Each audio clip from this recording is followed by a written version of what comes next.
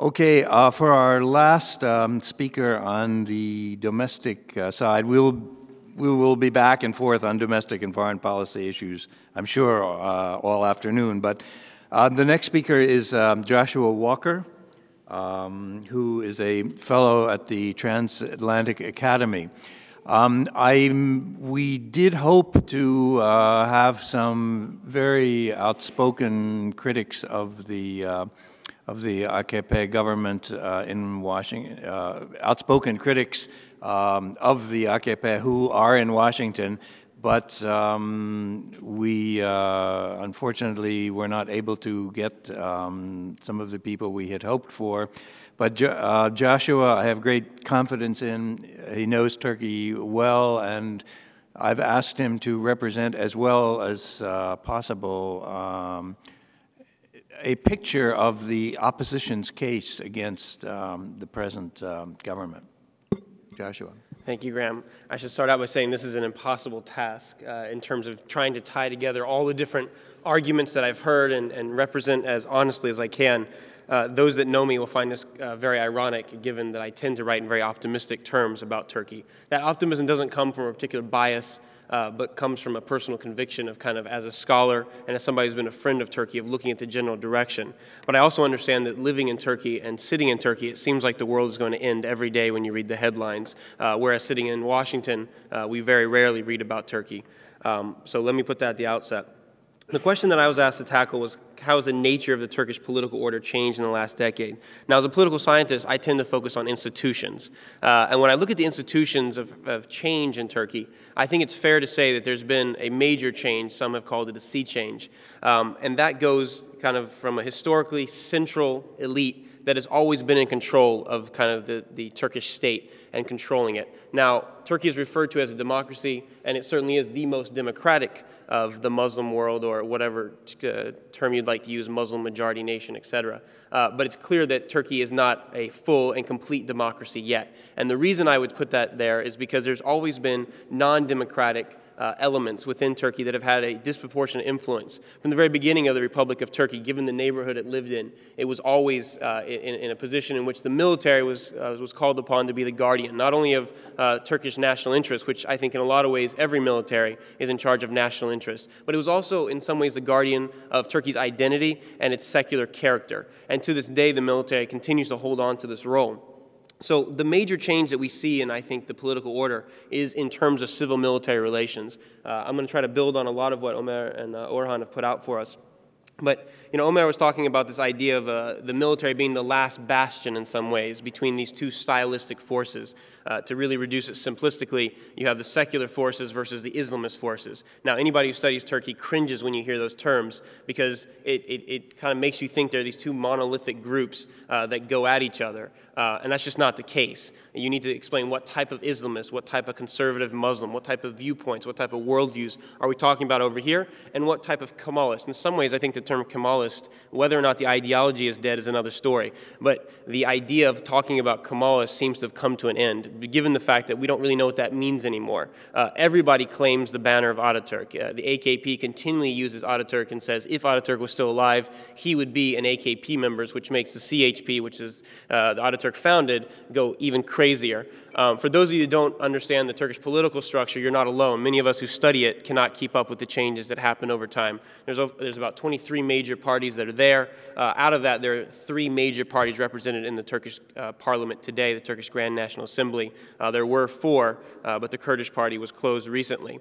And when you look at the spectrum of where they represent, it's clear that because of the constitution in Turkey, which has a 10% threshold, that it's very easy for one party that is able to mobilize from the grassroots up, it is able to mobilize and capture the majority of the state. In the past, this was not all that problematic because even if you captured all of the TGN, or the Turkish Grand National Assembly, it didn't matter all that much because the parliament was not the main instrument of power. The main instrument of power was not only the presidency in terms of the Çankaya Palace, but it was more importantly the military, and when it came to the military, the bureaucracy. And this is where you have kind of, in a comparative case, a lot of interesting examples that I look in my own research in terms of this is not just a problem in Turkey. This is a problem throughout other countries in Asia and the Middle East. And so it's interesting to look at how Turkey is dealing with these dynamics today.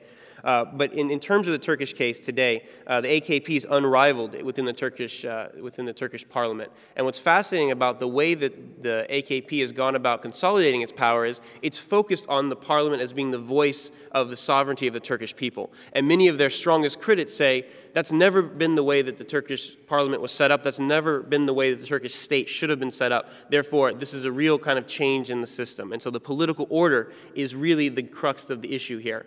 And so in a period in the past, the military acted as a political actor. Whenever things reached a boiling point in which there was splits between the left and the right, and the political leaders would use populist nationalism or rhetoric that was dangerous to the character and the unity of the Turkish state, the military would intervene. And I think, as Omer pointed out rightly, the days of the Turkish military coup d'etat seem to be gone, but I don't think the days of military intervention are gone. And I think there's a difference here. When you look at the soft coup that happened in 1998 and the way that Erbakan was forced out of government, it's clear that the military was very active at that period of time. The question is, could something like that happen today? What's interesting to look is within the institutions, within the foreign ministry in terms of bureaucracy, there are those who are not happy with the way that civilian control has been exercised. There seems to be an arrogance on the part of certain leaders within the AKP and the way they approach these things. Not necessarily what they're saying or what they're doing, because many political parties, when they come to power, try to stack loyalists in the bureaucracies and try to do things in the municipalities.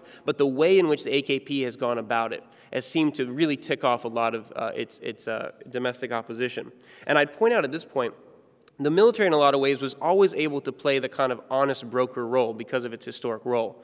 In some ways, the military lost this simply because of the Ergenekon revelations. And the fact is that the military has been badly damaged by a lot of the personalities that have come through. It seemed to me that this is where personalities matter in politics. The former Chief of Staff, Özkök, seemed to be able to handle things very well and seemed to have an understanding of where Turkey's military should be. But when Büyükanıt came into power, some of his statements, some of his rash judgment seemed to be particularly problematic for the military. Instead of seeing problems and understanding that the tide had changed in Turkey, that public opinion matters for something. Democratization has happened in Turkey. Whether or not you like democracy, it has happened in Turkey. And that Turkey has always been a more conservative Muslim place than the ruling elites in Istanbul, Ankara, and Izmir have ever admitted. So as Turkey has become more democratic and has become more democratized, those voices have come, and they're not coming out of nowhere. In some ways, the arguments about conspiracy don't seem to hold very much water. But there is something to be said about the way in which the AKP has gone about this. And a lot of this has to do with personality. When you talk to many people in Turkey about what their biggest problems are, they come down to identity issues. It's not necessarily they disagree with the economic policy of the AKP or its openings. It's the way they do it, the arrogance that's exhibited sometimes in the personality of the prime minister, that he doesn't seem to act like a statesman on the international level when it comes to things like Davos, etc. And that's really it's reciprocated in foreign leaders really kind of trying to figure out how do we deal with Turkey? Are we dealing with a one-man show? Or are we dealing with a country where there are protocols and there are ways to go about approaching these things? And there's been a lot of criticism there. Of course, I would not point simply to the prime minister and say it's all his fault. The context in which the prime minister Erdogan has emerged is very much is very symptomatic of Turkey at large today. The fact that the CHP and the MHP, the Republican People's Party and the Nationalist Party, the way they react is very much a party of opposition, a party of no. They don't seem to have very fresh alternatives to views. So rather than consolidating the views of all these different oppositions to the AKP that represents more than half of the Turkish population, there seems to be a problem in the way that the political system is going forward. It seems that if you really look at kind of where the true opposition is going to come from, I don't see it coming from the CHP. It seems to me that the leadership in that party is tired, it's old, it doesn't have any alternatives. But the MHP does seem to have something. It has a brand of populist nationalism that the AKP has to be very careful of. And when we saw the handling of the Kurdish issue or the democratic opening, this is where the government in power has to be very careful. There is no left in Turkey in some ways. And so as a result, the real flank that the AKP has to try to fight is on the right. And this has particularly dangerous implications for Turkey in terms of its international actions, because it means that Turkey in some ways will begin to act in a completely self-confident manner that might have repercussions on the international level that I think we'll be talking about in a few ways. But here I'd like to point out that as the military has lost prestige, there's not been anything that's replaced the military as a successful checks and balance. It's always been the military, the judiciary, and these other groups that have worked in concert. Today, they're fractious and they're divided. The military among itself seems to be having a low-grade civil war